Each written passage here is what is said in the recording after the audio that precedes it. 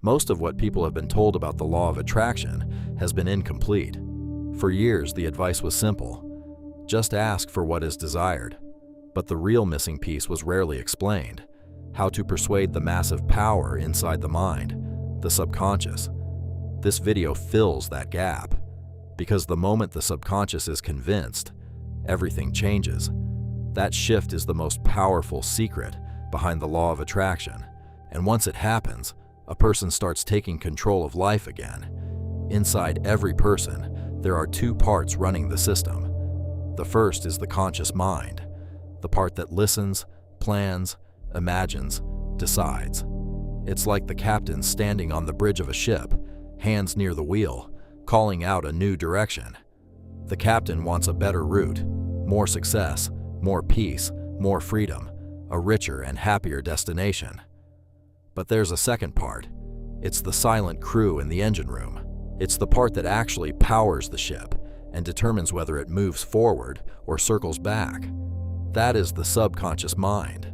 A person can consciously give the order: I want to be successful, I want to be wealthy, I want to be confident. But the subconscious may still be running code written years ago. Code like, money is hard to earn. People like me don't get ahead. If I stand out, I'll get judged. If I try and fail, it will hurt. So even when the conscious mind turns the wheel toward a new destination, the engine room quietly pulls the ship back toward the old, familiar route. Scarcity, struggle, playing small, staying invisible. Then the question shows up, again and again: why isn't anything changing? Here's the key idea. When hidden patterns stay hidden, they keep running life. And when life is being run by unconscious patterns, it can feel like fate. But what people call fate is often just internal programming they never chose on purpose. The subconscious stores beliefs, fears, habits, and deep assumptions. And it's far stronger than willpower. Trying to fight it head-on is like an ant trying to wrestle an elephant. So the goal isn't to fight it. The goal is to work with it, to learn its language, to treat it like a partner, not an enemy. Because that inner system isn't evil. It's protective. It's repeating old commands that were installed to keep a person safe.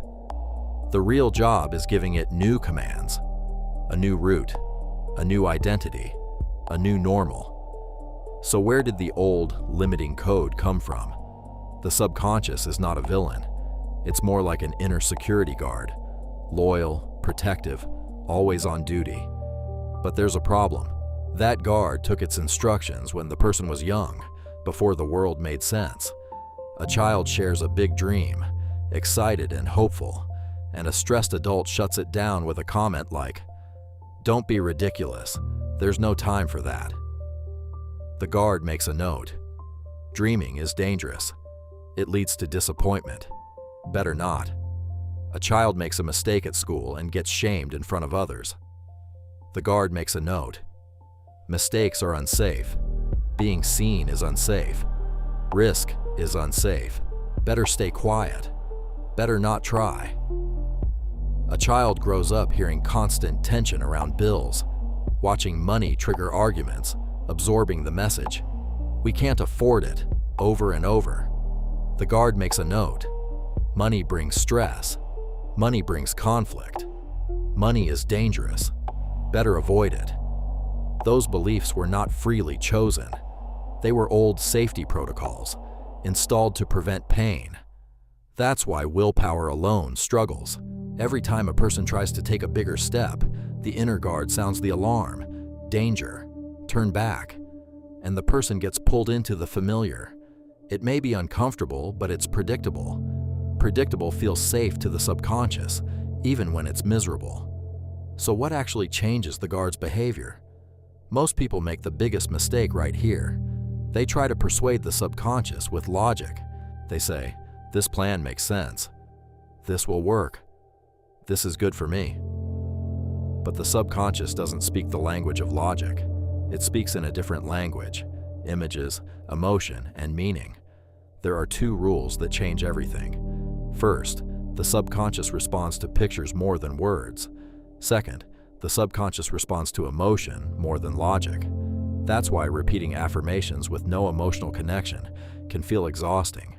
A person can stand in front of a mirror saying, I am rich, and still feel stuck, because words often don't get past the guard at the door.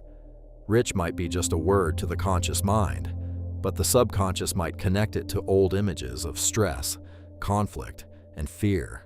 So every time the word is repeated, the guard hears threat. So the strategy changes. Instead of using words alone, the subconscious gets a mental movie. Whatever is desired, more money, a better career, a healthier body, a loving relationship, confidence, peace, gets imagined as if it has already happened in vivid detail. If the goal is financial growth, the scene becomes specific. The person imagines checking an account and seeing the number that represents relief. The body relaxes. The chest feels lighter. The mind feels quieter. The feeling isn't just excitement, it's safety. It's, I can breathe. If the goal is a dream home, the scene becomes sensory. A hand on the doorknob, the sound of the door opening, the feeling of stepping inside, the light through the windows, the quiet sense of, this is mine, this is real, I'm home. That is the subconscious language. Clear, vivid, sensory imagery. But imagery needs fuel. The fuel is emotion, and the strongest emotion for creation is gratitude, felt as if it's already done. Not forced positivity, not pretending with a tense smile. Real gratitude, like the body already believes it's safe. That feeling tells the inner guard, everything is okay. This new reality is not dangerous. The old emergency program isn't needed anymore. Now the next piece is timing, because not every moment of the day is equally effective for this. There is a side door into the subconscious, and it opens twice a day, right before falling asleep and right after waking up. These are the moments when the analytical mind quiets down. The inner guard gets sleepy. The critical filter weakens. That's why the final minutes before sleep are so powerful. Most people get into bed and replay the day's worst moments: stress, bills, arguments, fear, regret. Without realizing it, they're planting those images into the most fertile soil of the mind. Then they wake up wondering why the same problems keep growing. That pattern can change immediately. From tonight on, the last 5 minutes before sleep become protected time. Phone down, screens off, the day left outside the room. Then the mental movie begins. And the person isn't watching it like a random clip. The person is living it, seeing what should be seen, hearing what should be heard, feeling what should be felt. Freedom, safety, love, energy, confidence. Then gratitude is added, as if it's already true, as if life is already working, as if the goal has already arrived. Falling asleep in that emotional state matters, because the subconscious keeps processing through the night. It starts accepting the new images as a new normal. It starts treating the new story as the new identity. This isn't a one-time ritual. It's a habit, like gardening. Seeds are planted nightly, patiently, consistently. But sometimes the old code is stubborn. Some beliefs are deeply rooted, and they demand one more thing: evidence. The subconscious loves proof. It takes cues from what happens in the real world. That's why small wins are so powerful. They create evidence the subconscious can't ignore. If the big dream is something like an extra $10,000 a month, the subconscious may reject it as impossible, and the guard may trigger panic. So the goal gets reduced to something believable, something the mind can accept without a fight. An extra $100 this week. Then the person finds simple ways it could happen. Selling an unused item, taking a small gig, offering a quick service, picking up an extra shift, something real, something doable.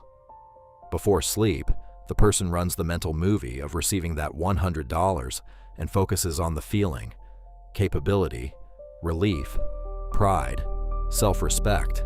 Then the person takes action. And when it happens, when the money actually comes in, something bigger than money happens. The subconscious receives proof. Possible. Done. Repeatable. That small win creates a crack in the old programming that says, I can't.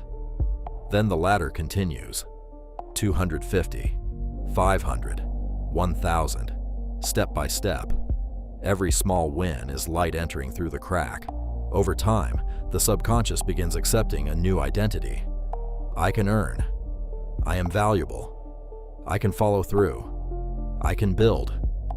Trying to leap to the top in one jump often triggers the guard. Climbing one step at a time builds trust. So here's the roadmap.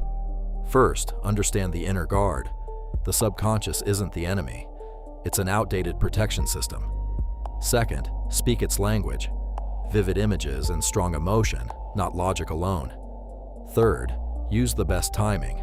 The last 5 minutes before sleep become a nightly ritual of living the desired reality with gratitude. Fourth, provide proof. Small wins create real-world evidence, and evidence rewires belief. Call it manifestation, affirmations, or the law of attraction. The foundation is the same. When a person keeps looking only outside, life can feel like it's on autopilot.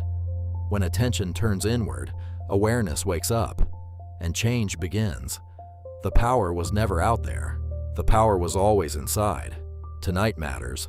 The last 5 minutes before sleep matter. Instead of filling the mind with worries and replaying problems, the person sets them down. Just for tonight. Then the mental movie plays. The body feels the reality.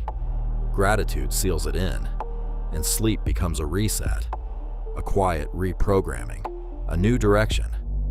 Because the biggest transformations often begin in the simplest moments, when a person quietly chooses a new inner picture, a new feeling, and a new identity, and carries it into the night.